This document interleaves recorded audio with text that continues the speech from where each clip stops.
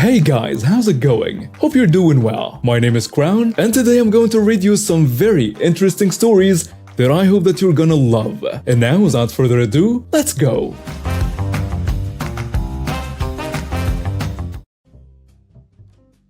Just thought of this one. I'm a registered nurse. Don't work in a hospital anymore because of things like this, but I used to. This was a few years ago pre-COVID, but it's no better now. Hospital policy is if you had 3 incidents of call-offs in a 12-month period, you get counseling. Well, be written up.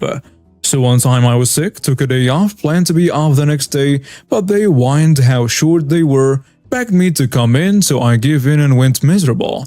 That made me worse, so I called off again the 3rd day. What I did not realize is that this caused 2 instances. If I'd stayed off and not came and helped the middle day, it would have been counted as 1. I was called in by the director and informed if I called out again, I will be written up. I was still technically on probation, so didn't want that. A month or 2 later, the whole family, 4 kids, husband and I, got food poisoning from a restaurant. It was so bad we were all sleeping on the bathroom floors. One often on the toilet, another puking in a trash can. You get the horrid picture. I tried calling in and somehow talked to the director that night, but was reminded of what would happen. So all night we were sick. I got no sleep because when I wasn't puking, kids were. Puke everywhere. When the morning came, I went to work. I proceeded to throw up at the nurse's station, attempting to pass meds and having run out of room to the bathroom. Charge nurse was like that. Charge nurse was like, "Why are you here?" I told her. And she was ticked. I didn't just call in because she now had to find someone to come in and take my patients. God forbid she took over my patients until relief arrived. I couldn't leave until a relief nurse came to work. Took almost 2 hours. In the meantime, I had to do my job in between bathroom runs and throwing up in trash cans because I couldn't make it to the bathroom. Being sent home rather than calling off meant I didn't get counseling though. Ended up being off a couple days. Oh, and my husband worked night shift on the same floor. They didn't bat an eye when he called in for that night after having experienced my grossiness. This happened at my workplace. For backstory, a coworker of mine, Amber, has been dating a bylaw officer, Greg, in the city where I live. When he takes his lunch break, he usually comes by to chat her up if she's on shift. Other than that, we don't get a lot of law enforcement out to our area of town very often. It is a normal day. I'm gathering up shopping carts in the parking lot. At our store, the area directly in front of the store is designated as a fire zone. There is a yellow markings painted on the road surface denoting where the zone is, coupled with signs all along our storefront saying that it's a fire zone and there is to be no parking or even stopping within it, and it's well away from any legitimate parking spots. Despite the markings though and the signs, people still like to park there, usually just to grab a few things. Sometimes one person will park there and their partner will hop out to go shopping.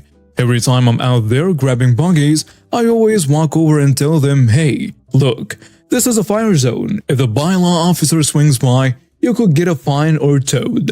Most people look at me like they expected me to pull a tow truck out of my back pocket and nail them right then and there.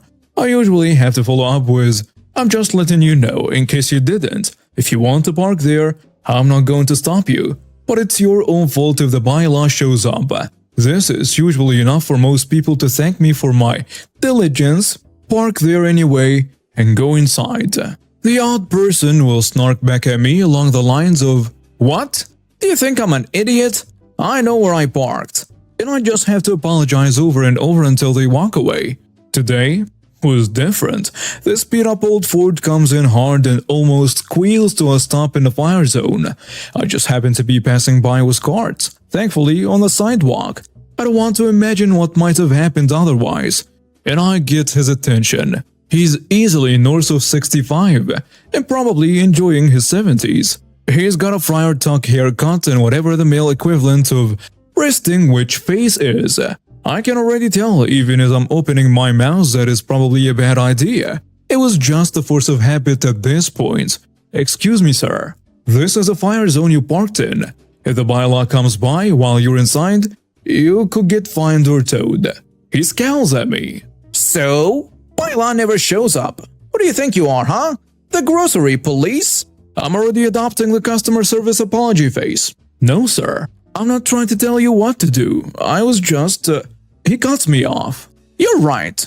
You aren't telling me what to do. I've been driving a car since you were a disappointing rut for your mother on prom night. I'll park anywhere I please, and you are going to do nothing about it. Me trying again? Sir, I was only trying to tell you that. Cutting me off again. He gets right in my face with a finger. You don't tell me anything. I tell you what, and you get out of my face and go do your worthless minimum wage job for the rest of your miserable, worthless life. Ouch. All I can reply with is, yes, sir. He puffs out his chest, glares at me, and goes inside. I look up as he's leaving, and who do I spot pulling in but Greg? I see his bylaw vehicle. I look at the truck, and I smile. I practically sprint to him. He sees me coming.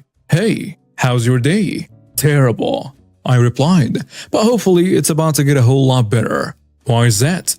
I point to the beat-up Ford. This old guy just tore me a new one for trying to tell him he's parked in a fire zone. You mind giving him some karma? Greg grins. He loves sticking it to bullies. I can do that. He grabs his ticket book and heads over. It was hilarious. He started writing the ticket while I went about my business. The old guy takes his sweet time getting back out the store, and he shows up just in time to see Greg slip the ticket under his wiper.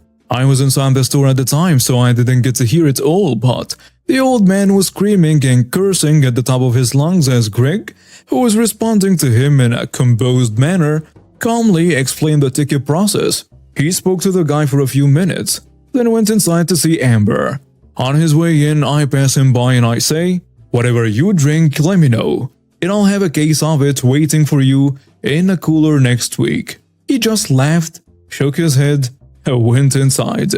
It wasn't much, just around $150 fine, but it felt so good.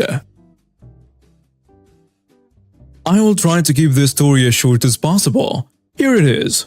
The conversation didn't happen in English, so if it seems strange, it's just bad interpretation on my part.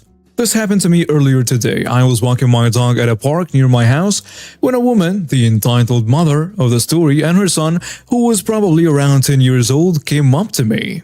As soon as they approached me, the kid started running towards my dog and started petting him very aggressively. And the mom did not say a word. I don't typically mind when people try to pet my dog. He's a beautiful English bulldog, so he gets a fair share of attention, especially from kids. But this kid came running at my dog without my permission and started almost squeezing him.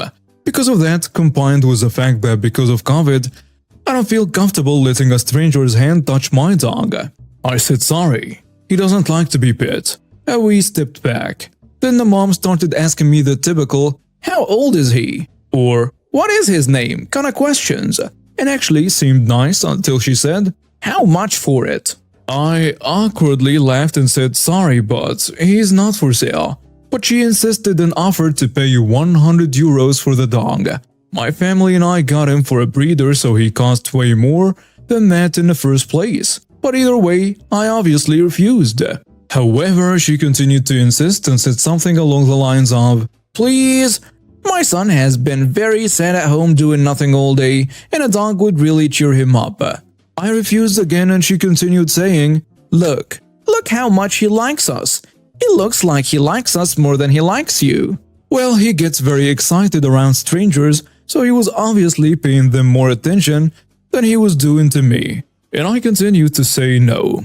At this point, I could tell the mom was getting really upset, so I said bye and tried to walk away. But as I was walking past him, my dog tried to jump toward the kid, who got scared and screamed. My dog loved kids and was obviously just trying to play with him, but either way, I pulled him back, so he didn't even get close to him. But the mom pulled her son back and started screaming. Help! This dog attacked my son! This attracted the attention of a lot of people around, including the security guard of an office building right next to us. The security guard came over, asked what was going on, and the mom said that my dangerous dog hurt her son. She demanded that he got taken away. She then stated more things like the fact that I was not wearing a mask and that that's a crime. This is supposed to be a 5-minute walk and I never have any social interactions on the way, so I never bring a mask. And also said that I coughed on her son. Then I told the security guard my side of the story.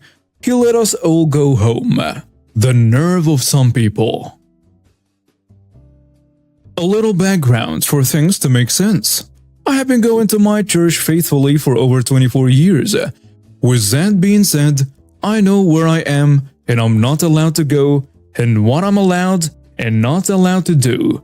Another thing, about 20 years ago we built and moved into a new building and we added a kitchen to the new building. The rules are if you're a member and you use a kitchen, clean up after yourself. And if you use any supplies such as paper plates, plastic silverware, or the throwaway metal pan in a high volume, replace them. Note, this has been the rule since I was a kid. Now I must tell you about our entitled person. This guy is an idiot and says nonsense things. He's a guy that volunteered to clean our 2 main buildings, so he was given a key to every single door excluding staff offices. Note that he is not a staff member. Staff member meaning they are employed and paid by the church. For some reason, because he has these keys, he thinks he's the most important person in our church and constantly says stuff like, well, these keys were given to me by the pastor, therefore. Finally, let's talk about me a little bit. Normally, when people start acting foolish, I just keep my mouth shut because in my brain, the person is not worth my job or my caring. There are only 2 things that set me off. 1, you do not mess with or attack my family in any way. My family is one of the most important things in my life. 2, you do not mess with or attack my friends. My friends are my family, therefore, we circle back to number 1. Now that that's out of the way, onto the story. One Sunday morning, I visited my girlfriend's church in another city. After church, I stopped and grabbed a pizza for me. My mom, my sister, and my nephew, on the way back to our church, we stayed all day since I helped set things up in between services. I realized I forgot to grab plates at the pizza joint, so I decided to wait till I got to the church and I'll get plates there since the reason stated above. I parked, walked in, put the pizza in the dining area where my mom, sister, and nephew were, and went to the kitchen. And as I was walking up, the entitled guy of our story was walking out of the kitchen. I ran to catch the door but did not get there in time. Then the following conversation happened. I asked him, "Hey man, can you open the kitchen for me so I can get 4 plates?" He ignores me, then asks, "Do you know who's cooking there?" "No sir, I just got here. Can you please open the door so I can get some paper plates?" "No." Why?" "Because I don't know if you're allowed in the kitchen or not." I sigh and say, "Yes, I am. Now please open the door. I am hungry and want to just get a few plates." "No." Me starting to get annoyed by this point. "Okay, how about you go get them? I just need 4. "No, you'll have to call the pastor assistant and make sure you're allowed to take plates from the kitchen." I thought I said under my breath, "You're such an idiot," but apparently it came out louder than I meant it to. I walked across the dining area and told mom and sister that this jerk refused to let me in the kitchen to get plates. My mom, looking confused, asked why. I tell her the whole story and she tells me to go to her office. She is our bus ministry secretary. And grab some from her desk. I'm thinking this whole jerk thing is behind me and I'm about to eat my very greasy pizza in peace. Nope. Wrong. I walk into my mom's office, which is behind a door, and you need a code to open.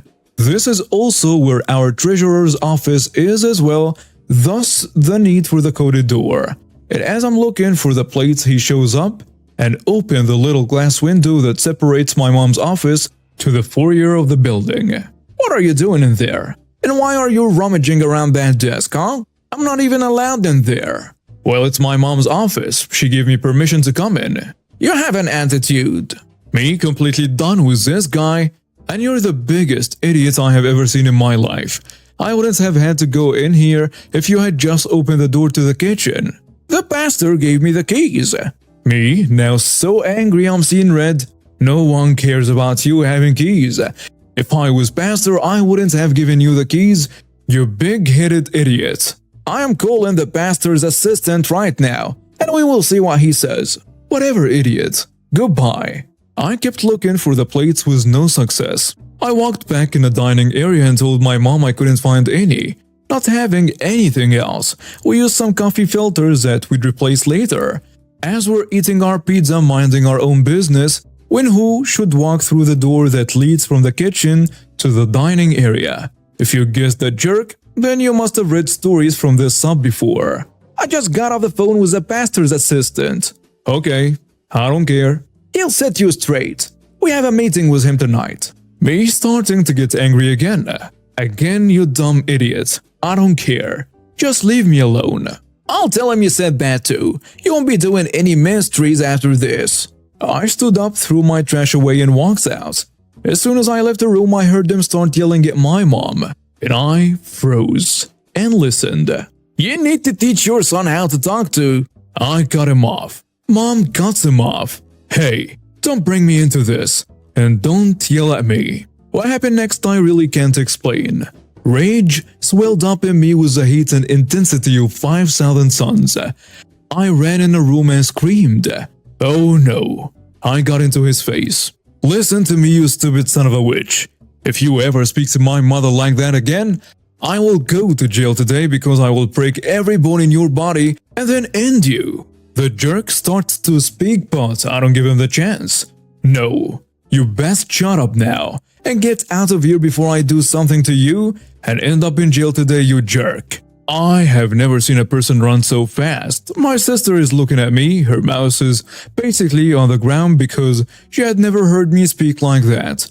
I apologized to her for her hearing that and we went to take her home. On the way back, the jerk called my mom's phone crying saying he was scared to show up tonight, and I thought, good. He was scared that I'd meet him in the parking lot with a few friends and beat him down. I thought, well, not a bad idea. I wish I knew some people. Mom tells him, you have nothing to worry about, OP is not like that. By the time tonight rolls around, he'll be over it. That jerk's still crying. I don't understand why he acted like that. I've never seen him do that. Well, you would not leave him alone. You came to him and basically said, yeah, I got you now, and threatened his ministries, and then you made the mistake of verbally attacking me. Mrs. M, I didn't attack you. I didn't even touch you. But when you started yelling at me, he felt like you were. And his dad has always told both of the boys, if someone attacks your mom, you have to defend her. Are you sure he won't attack me tonight? No, he won't. Don't worry about it. And I never saw that guy do any idiocy to us after this, and always behaved well. And now we have reached the end of today's stories. Thank you for watching and see you next time.